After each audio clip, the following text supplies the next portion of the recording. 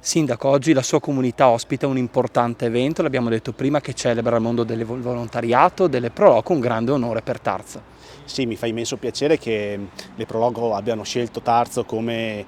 città per questo importante convegno. Abbiamo la fortuna di avere Banca Prealpi San Biagio e questo importante auditorium, quindi un benvenuto a tutti quanti gli ospiti e i relatori per discutere di una riforma che è in corso proprio in questi ultimi anni e che vede le Proloco e tutto il mondo del volontariato in un certo senso in discussione, perché devono capire che strada prendere. Un volontariato che vuole essere un aiuto alle nostre comunità, lo abbiamo visto prima della pandemia, durante la pandemia, ma siamo pronti a ripartire con tutte le manifestazioni e quindi al centro dell'attenzione del nostro territorio, della nostra popolazione c'è il volontariato e quindi siamo qui proprio per cercare di aiutarle e favorire e alleggerire quello che è il lavoro e soprattutto la documentazione che viene chiesta per le diverse manifestazioni. Alla luce anche della riforma del terzo settore che si sta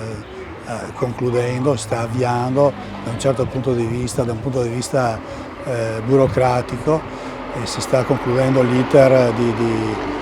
di approvazione. È chiaro che anche nei rapporti con le pubbliche amministrazioni eccetera c'è un ruolo nuovo per tutto il volontariato. E noi siamo convinti che questa nostra società, se vuole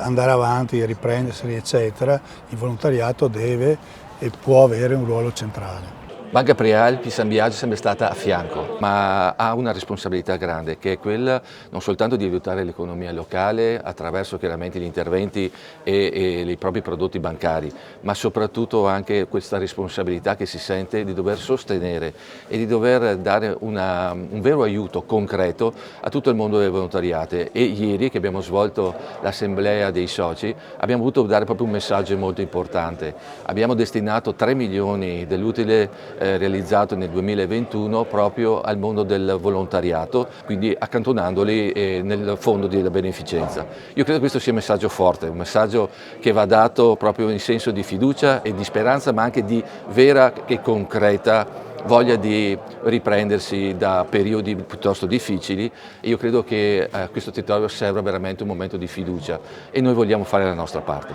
Sì, vorrei ricordare come sia già la Costituzione a valorizzare il ruolo dei singoli per il bene della società,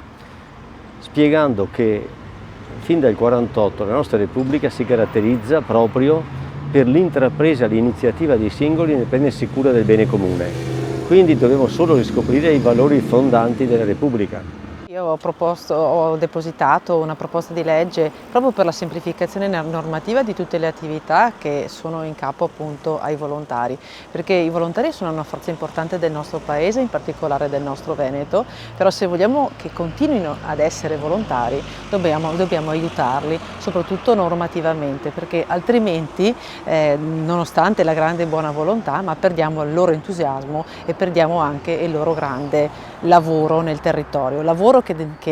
interviene affiancando appunto quello di tante amministrazioni comunali che spesso e volentieri, magari non perché non lo vogliono, ma magari perché sono impossibilitate a promuovere così bene il territorio, ecco che questa presenza dei volontari è determinante. Quindi il mio impegno in questo senso è completo e sarà proprio quello di far sì che ci sia attenzione, calendarizzazione di questo provvedimento affinché questo diventi realtà. Circa 70.000 in tutta Italia che girano attorno a questo mondo molto importante. Noi come Regione Veneto abbiamo valorizzato le Pro Loco riconoscendole con una legge specifica e dando loro dei compiti anche di promozione turistica sul territorio. E devo dire che siamo stati ripagati di questa scelta perché, come dico sempre, le Pro Loco